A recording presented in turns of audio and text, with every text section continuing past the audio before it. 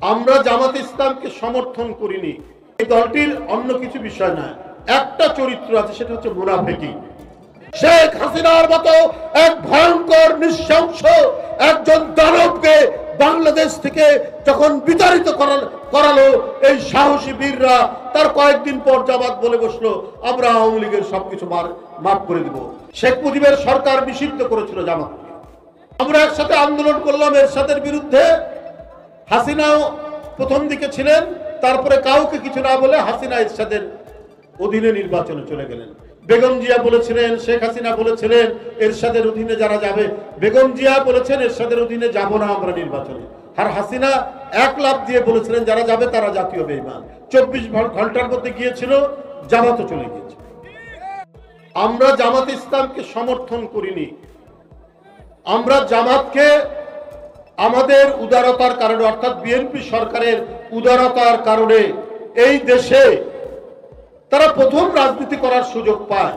এই যে ছাত্র জনতার এই আন্দোলন, এই রক্ত ঝরা আন্দোলন, ওইদিকে বেগম রোকেয়া বিশ্ববিদ্যালয়ের আবু সাইদ সে বুক চিতিয়ে বুলেট বরণ করে নিয়ে আমাদের আন্দোলনের ইতিহাসের যে জয় পতাকা উড্ডীন করেছিল আকাশে, তারই অনুপ্রেরণায় ঢাকায় দেখেছি মুগ্ধকে, আমরা দেখেছি আহলাবকে, আমরা দেখেছি একের পর এক ওই শিশু বাচ্চারা নিজের আত্মদানের মধ্যে দিয়ে শেখ হাসিনার মতো এক ভয়ঙ্কর নৃশংস একজন দানবকে বাংলাদেশ থেকে যখন বিতাড়িত করালো এই সাহসী বীররা, তার কয়েকদিন পর জামাত বলে বসলো আমরা আওয়ামী লীগের সবকিছু মাফ করে দিব।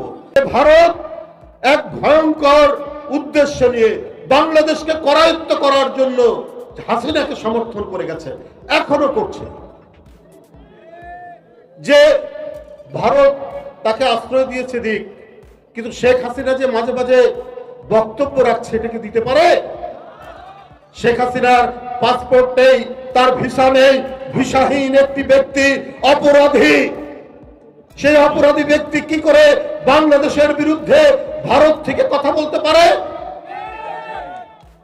অথচ ভারত তাকে সেই প্রশ্রয় দিচ্ছে।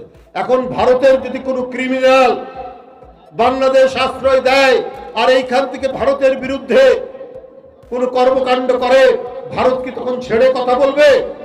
আপনি আবু সাইদের রক্ত কিভাবে মাফ করবেন? আপনি মুগ্ধের রক্ত কিভাবে মাফ করবেন? আপনি আহনাফের রক্ত কিভাবে মাফ করবেন? আপনি বলে দিলেন।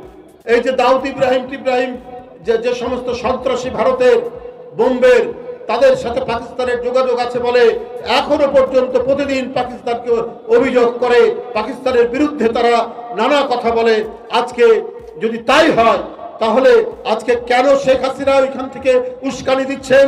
এইখানে বৈষম্য বিরোধী ছাত্র জনতার উপর তারা আক্রমণ করছেন, বিভিন্ন জায়গায় তারা আক্রমণ করিয়েছেন।